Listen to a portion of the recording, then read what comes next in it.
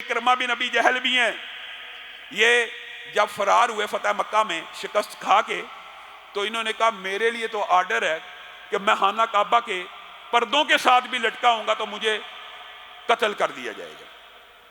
اب یہ فرار ہو گئے، اور یہ بھی ایک لمبا چوڑا واقعہ ہے۔ خیر بات آئی ہے تو یہ بات بھی سمجھ لیجئے، یہ کشتی پہ بیٹھے اور کشتی نے ہچکولے کھانا شروع کر دیے، کشتی ڈوبنے لگی، تو انہوں نے لات منات جیسے قریشی واسطے دیا کرتے تھے کہ اللہ کا قرب حاصل کرنے کے لیے یہ جو اولیاء ان کے نزدیک اولیاء اللہ تھے، ان کے بت ہیں، ان کا واسطہ، ان کا تقرب اللہ کو پیش کیا کہ لات کے واسطے، منات کے واسطے، عزا کے واسطے معاف کیا جائے۔ وہ ملا کشتی کا کہنے لگا یہ جہاں پہ تم پھنس گئے ہو نا، یہ جو بحر ظلمات ہے، جہاں پہ طریقی ہیں، جو قرآن پاک کے الفاظ ہیں، بعین وہی الفاظ اس نے کہے، ذا راکبوا فی الفلک دعوا اللہ۔ جب یہ کشتیوں پہ قریش مکہ سوار ہو جاتے ہیں اور کشتی بھنور میں پھنس جاتی ہے تو اللہ کو خلوص دل سے پکارنا شروع کر دیتے ہیں۔ اس ملا نے کہا یہاں پہ لات منات عزا کی حکومت نہیں چلتی، یہاں پہ اگر پکارنا ہے تو اس اللہ کو براہ راست پکارنا پڑے گا، کوئی واسطہ وسیلہ ذریعہ سب کاٹ کے ایک رب خالق مالک کو پکارو گے تو کشتی شاید طوفان سے نکل آئے۔ اکرمہ سمجھدار تو تھے، ایک سمجھدار سردار کے بیٹے تھے، دل کو چوٹ لگ گئی۔ یہ پہلا ان کے اوپر اسلام کی طرف آنے کا ایک ان کے دل کے اوپر ضرب لگی، اوہ ساری زندگی اس لیے تو رسول اللہ کی مخالفت کی تھی لات منات عزا کی وجہ سے، اور یہ اپنا ہی ملا، میرے ہی قبیلے کا بندہ، میرا ہی ہم مسلک، میرا ہی ہم مذہب کہہ رہا ہے کہ یہاں پہ صرف ایک اللہ کی بادشاہی ہے۔ دل کو چوٹ تو لگ گئی۔ اسی اسنا میں ان کی بیوی جو بڑی زیرک اور دانا تھی رسول اللہ کی بارگاہ میں پیش ہوئی، اسلام کو قبول کیا، اور بعد نے کہا بعد میں کیا، لیکن اسی وقت اسلام کو قبول کیا، اور رسول اللہ سے کہنے لگی ابو سفیان کو معاف کر دیا گیا ہے، جس نے گھر بند کر لیا اس کو معاف کر دیا گیا، تو میرا ہی خاوند رہ گیا ہے کہ جس کے لیے حکم ہے قتل کا۔ تو رسول اللہ صلی اللہ علیہ وسلم مسکرانا شروع ہو گئے، تجھے کس نے کہہ دیا؟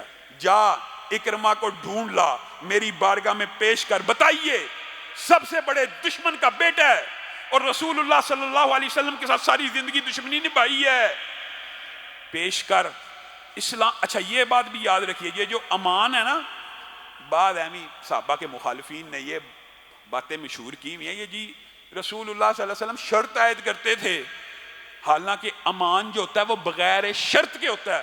امان کا مطلب یہ ہوتا ہے آ جائے امان ہے، یہ مطلب نہیں آ جائے اسلام قبول کرے تو امان ہے، نہیں، امان ہے، میں نے اس کو امان دی، میں نے اس کی جان بخش دی، لے آ اس کو، میں اس کی جان کو خلاصی کرتا ہوں، اس کے قتل کا آرڈیننس ڈیتھ وارنٹ واپس لیتا ہوں۔ اب یہ بیوی ڈھونڈتی ڈھونڈتی، یہ بھی ایک لمبا چوڑا واقعہ ہے، بالآخر جس کشتی سے یہ اترے ہیں بیوی اسی ساحل پہ ان کو مل لیتی اور کہتی ہیں تجھے پتہ لگا اللہ کے رسول نے تجھے معاف کر دیا۔ ایک واقعہ تازہ تازہ ہوا، دوسری طرف سے بیوی نے یہ الفاظ، یہ کیسے ہو سکتا ہے؟ میں ابو جہل کے بیٹے کو حقیقت میں رسول اللہ نے معاف کر دیا؟ ہاں کر دیا ہے، سچ بول رہی ہے، سچ بول رہی ہوں، مجھے لے کے چل، مجھے تیری بات پہ یقین نہیں۔ اور ادھر رسول اللہ صلی اللہ علیہ وسلم کا اخلاق دیکھیے، ہم اپنے سگے بھائیوں کو معاف نہیں کرتے، سگے رشتہ داروں کو معاف نہیں کرتے، چچاؤں کے ساتھ لڑائیاں، ماموں کے ساتھ لڑائیاں، خاندان میں لڑائیاں، شریکے کیسے کیسے گھٹیا، جو خاندان کا ایک سسٹم ہے اسلامی مضبوط، نکاح کے بعد جو وجود میں آتا ہے، اولاد کے بعد وجود میں آتا ہے، جو مبارک مطہر پکیزہ رشتے ہیں، ان کو ہمارا معاشرہ شریکہ کہتا ہے۔ یہ کہاں سے آیا؟ یہ اسلام کے خوبصورت ادارے ہیں۔ آپ اللہ کا شکر نہیں کرتے کہ اللہ تعالیٰ نے آپ کو اسلامی معاشرے میں پیدا کیا؟ جائیے اللہ کی قسم، یورپ میں، مغرب میں پورا معاشرہ پورے کا پورا معاشرہ اسلام کے ان خوبصورت رشتوں سے محروم ہے۔ وجہ والدہ نے بچہ پیدا کیا ہے، خامن چھوڑ کے چلا گیا، طلاق ہوگی، مثال دے رہا ہوں، یا شادی کے بغیر ہی بچے پیدا ہو رہے ہیں۔ جب شادی کے بغیر بچے پیدا ہوں گے تو والد کا رشتہ کہاں ہے؟ چچا کہاں ہے؟ پھپھو کہاں ہے؟ دادا کہاں ہے؟ دادی کہاں ہے؟ بات سمجھ آ رہی ہے؟ یہ اسلامی جو رشتے ہیں پورے کے پورے اسلام کی وجہ سے مجھے اور آپ کو ملے ہیں، وہ پورے کا پورا معاشرہ اللہ کی قسم صلہ رحمی کے ایک پورے کے پورے خاندان سے کٹ چکا ہے۔ کتنی محرومی ہے کہ پورے کا پورا معاشرہ چچا سے محروم ہے، پورے کا پورا معاشرہ پھپھو سے محروم ہے، پورے کا پورا معاشرہ دادا دادی سے محروم ہے۔ یہاں پہ یہ اللہ تعالیٰ کا بہت بڑا احسان ہے کہ ہمیں یہ بات سمجھنی چاہیے کہ ہم غیروں کو رسول اللہ نے معاف کیا، اپنے رشتہ داروں کو معاف نہیں کرتے۔ آج ارادہ کر کے جائیے، اگر کسی کی کسی رشتہ دار سے لڑائی ہے، وہ تو حق پہ ہے، حق پہ ہے، تیرے لیے حدیث ہے، جو حق پہ ہوتے ہوئے جھگڑے کو چھوڑ دے گا، لڑائی کو ختم کرے گا، جنت میں ایک عظیم الشان محل ہے۔ آج ارادہ کر لیجئے، معاف کر دینا ہے۔ یہ ابو جہل کا بیٹا رسول اللہ کی بارگاہ میں آ رہا ہے، اور رسول اللہ پتہ کیسے استقبال کر رہے ہیں؟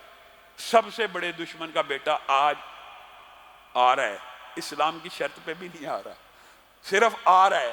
رسول اللہ صلی اللہ علیہ وسلم کو خبر ملی اکرمہ آ رہا ہے، اللہ کی قسم اتنی تیزی سے کھڑے ہوئے، محدثین مورخین نے لکھا رسول پاک کبھی بھی عجلت سے کوئی کام نہیں تھے کیا کرتے، لیکن آج ہم نے عجب معاملہ دیکھا، اتنی تیزی سے اٹھے کہ رسول اللہ کی چادر نیچے گر گئی، اور رسول اللہ نے اپنی چادر کو پکڑا بھی نہیں، اکرمہ بن ابی جہل کے استقبال کے لیے کھڑے ہو گئے اور اس کو کہا اہلاً و سہلاً، مرحبا، اپنے ہی گھر آیا ہے۔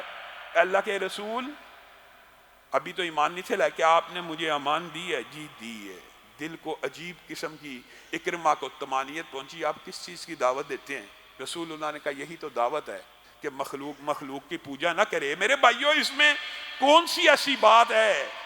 ہم اگر آپ کو کہتے ہیں اللہ کے واسطے مخلوق کے آستانے پہ نہیں جھکنا، نہیں جھکنا، یہی رسول اللہ کی دعوت ہے، یہی دین ہے۔ کوئی مخلوق کتنی مرضی اعلیٰ افضل اولا ہو جائے، انسان سے افضل تو کوئی نہیں، اشرف المخلوقات ہے۔ اگر انسانوں میں سے بھی کوئی ہو جائے تو اس کے در پہ جھکنا نہیں ہے، اس کو سجدہ نہیں کرنا، اس کو رکوع نہیں کرنا، یہی رسول اللہ کی دعوت۔ سمپل، آسان، عام فہم رسول اللہ کا